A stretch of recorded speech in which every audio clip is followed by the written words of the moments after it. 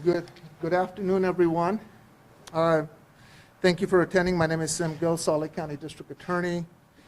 Before I start, let me say, given our COVID numbers, I'm going to ask everybody to keep our face masks on just out of safety, abundance of safety. Here with me, I just want to introduce a few people, is Detective Ben Pender, Chief Jack Caruth from South Salt Lake Police Department, Sheriff Rosie Rivera, the Detective Omby, Jay Henry, and Jay, I'm sorry, is it Anna? Rebecca, I apologize, from our state crime lab, who've been part of our law enforcement team and effort. And to the left of me is Blake Nakamura, my chief deputy from my criminal division, Zozo Collins, who is the assistant district attorney, head of our homicide unit, Josh Graves, who's the division director, and Anna Rossi, who's not here, and they will be our prosecution team in this matter. So I just want to also just take a second here to say that almost 10 years ago, our community was impacted by a murder, and while it was worked over a period of time, the case went cold. And there were no ongoing leads, but in the traditional sense. And I want to thank the efforts of South Salt Lake Police Department Chief Caruth and Sheriff Rosie Rivera, who came back to this issue repeatedly and with fresh perspectives, and they never gave up. This was a crime against our community, a crime against a family, and I want to commend their collaborative effort to continue to work that. I also want to acknowledge the effort of Detective Ben Pender for his dogged and devoted effort. And I know personally how many times in talking with the chiefs, and we met and we discussed and addressed the frustration and sometimes the obstacles and impediments and the understandable human emotions that were present over the last 10 years of working this case. It has not been easy, but it was not because people here were not working hard, because whenever there is a murder, whenever there is this kind of tragedy, everybody is continuing to work on this. There was an injury to a family with their loss and a loved one. There was an injury to our community with an unsolved murder. So thank you, all of you, for all your great devoted service and work and never giving up on this issue. Please note that today's announcement are allegations of criminal wrongdoing. And let me underscore that. There are allegations of criminal wrongdoing which we believe are supported by our evidence, and that's why we are here. And under our system, there is a presumption of innocence that applies, and this case is no exception. So on October 9th, our team met with Sheriff Rivera and Detective Pender. At that time, a suspect was identified. We reviewed the initial findings, and on October 10th, a suspect was arrested. In the interim, additional investigations were completed, resulting in the formal charging of aggravated murder. Just a few minutes ago, our office filed a criminal case against Adam Antonio Spencer Durborough. And we filed one count of criminal homicide, aggravated murder, alleging that on or about November 30th, 2010, at 3466 South 700 East in Salt Lake County, state of Utah, the defendant did intentionally or knowingly cause the death of Sherry Black under any of the following circumstances: that the homicide was committed incident to one act, scheme, course of conduct, or criminal episode during which the actor committed the crime of abuse or desecration of a dead body as defined in 76-9-704 sub 2 sub E, or the actor disfigured the victim's body, whether before or after death, in a manner demonstrating the actor's depravity of mind. those two aggravators make that into an aggravated homicide. Our findings are based on, and charges today, are based on the following, that in the early afternoon of November 30th, 2010, Earl Black found his wife, Sherry Black, deceased inside their business, B&W Billiards and Books, located on 3466 South, 700 East, Salt Lake County, Utah. Ms. Black was found partially clothed.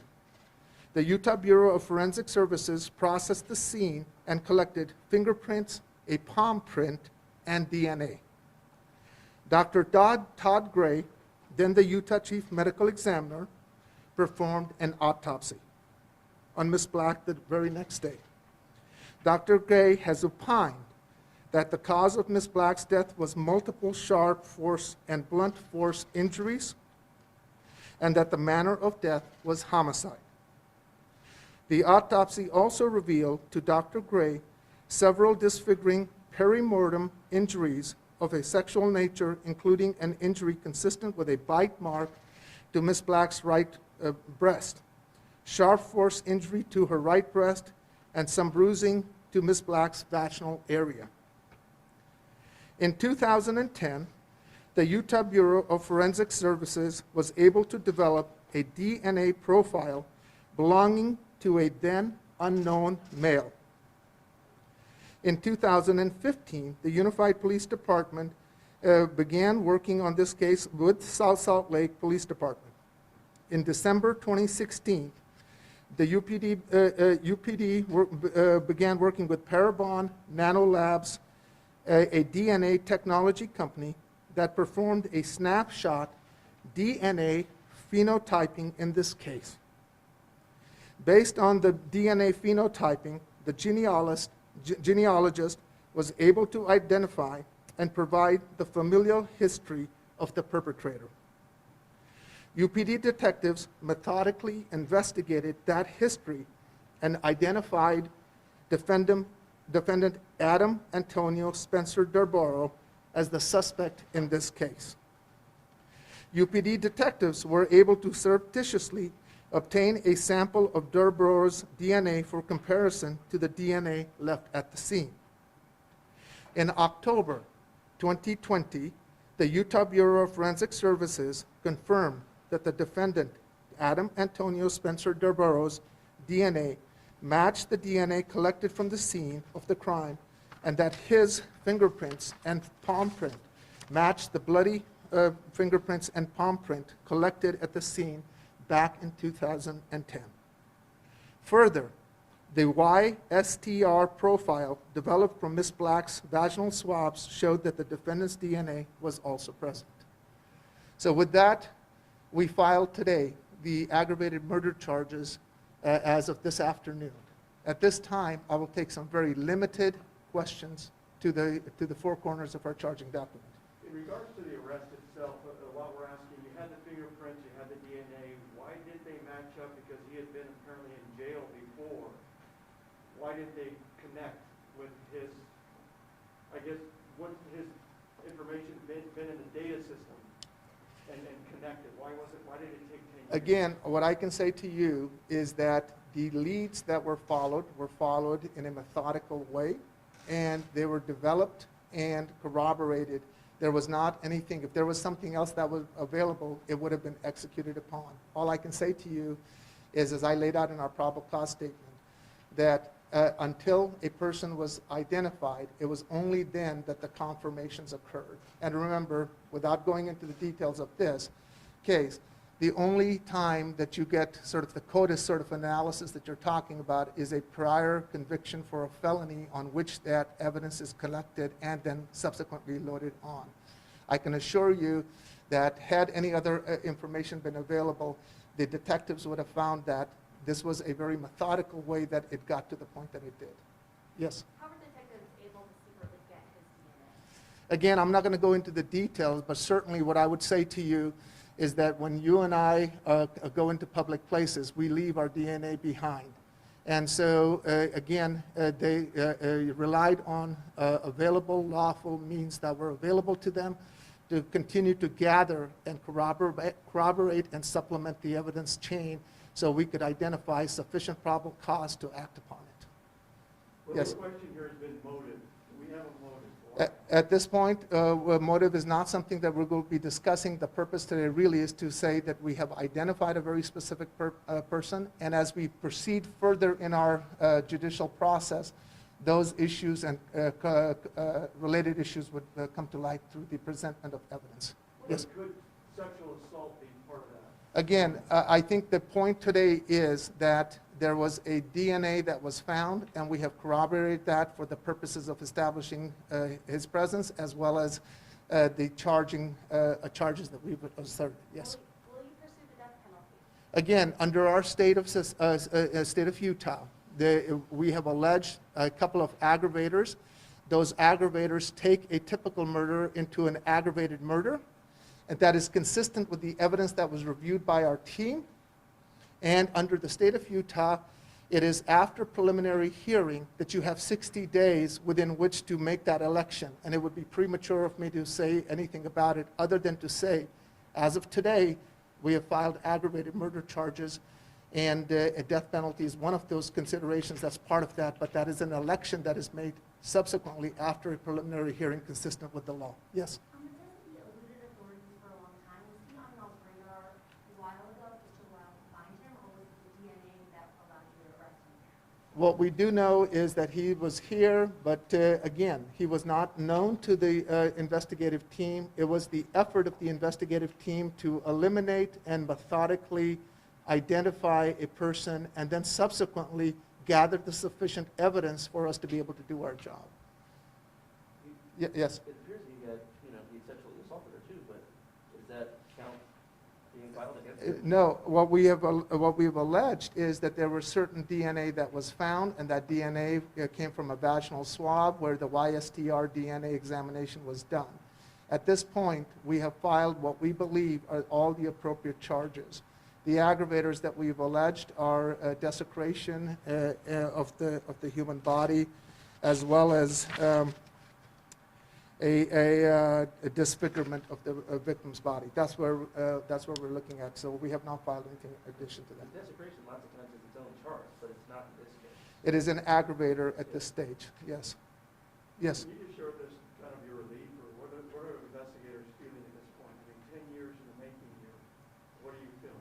Well, I think that first of all, the team absolutely needs to be commended for their doggedness. I know that there can be frustrations when you have this kind of a event that happens, and then subsequently you don't have immediately a person who's identified. Our team, we met with the family last Friday, and I think that in any time in a situation like this, I think there is a sense of certain relief, because when you have a murder and the murderer suspect is not identified, then there is always this unknown that's in our community. So I think there is a great sense of relief. But more importantly, I could not be more proud of the collaboration and the effort and the persistence, because this is something that we have talked about, because this is a fairly high-profile issue that happened in our community. There was a lot of interest in it, and their professionalism and commitment sometimes unfairly was questioned, and they have performed remarkably in terms of bringing this issue to a resolution to the point where we can identify and file our charges today. Yes, ma'am. Can you walk us through how UPD searched his family history? Was that DNA profile uploaded to a site that could connect detectives to perhaps some of his family members? Did they cooperate? Well, I know it's... We can't, because a lot of this is going to be evidence that will go in the prosecution of the case.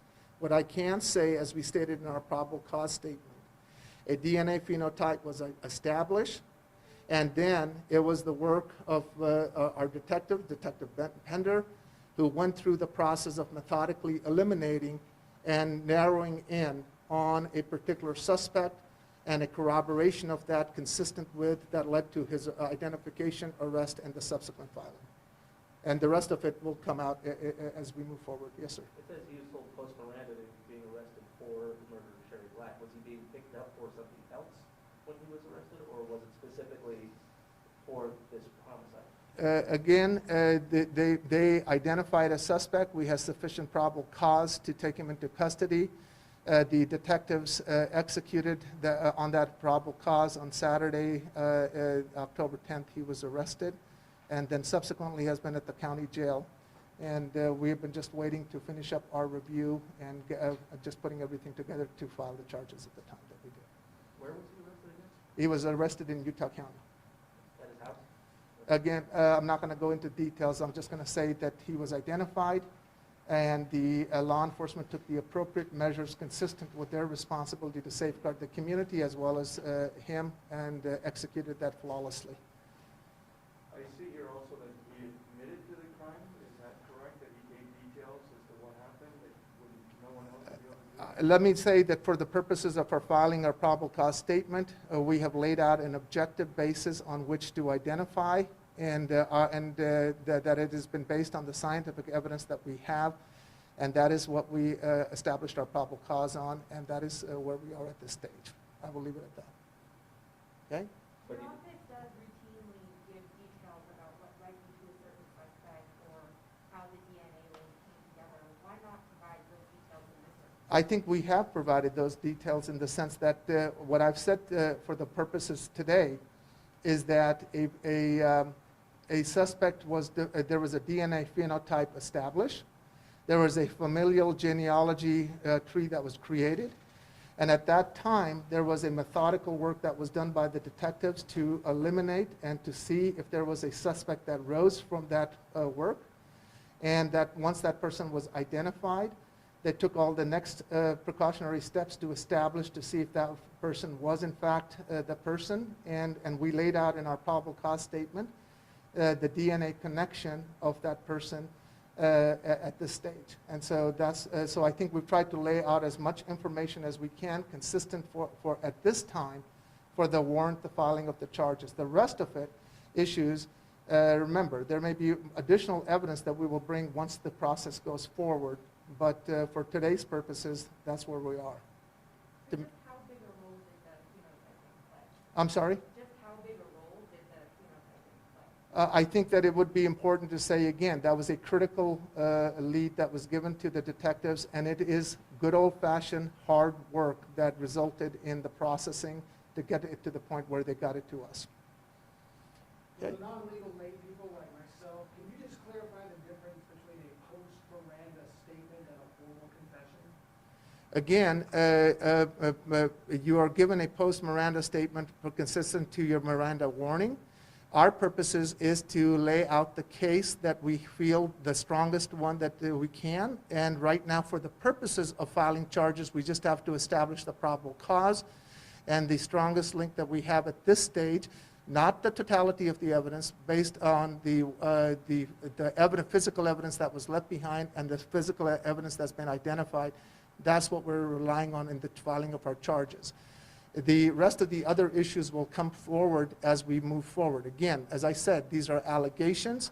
There's a presumption of innocence that applies here, and there's enough to want to say, here's a murder that happened. We believe that we have the right person, and we have sufficient objective probable cause within which to articulate the filing of charges. We as a screening unit feel like very comfortable that those elements have been met, and the rest of it will now play itself out in our legal process as it should. Would it be wrong for us to say confessed? I think for the purposes of what we're filing, it is our document that's there, so that's available as a public document. I would say that's what you should focus on. Okay? If there's no more other questions, yes, Paul? Yeah, I mean, he had been arrested in between the killing of Sherry Black and, now. So I guess the question remains. Again, I don't know what. DNA pick up when he was arrested? Again, I don't know what the classification of that was, or whether that was a conviction, or whether that information was loaded up on CODIS or not. Those are all the different variables that are there. So I will leave it at that at this point. Okay?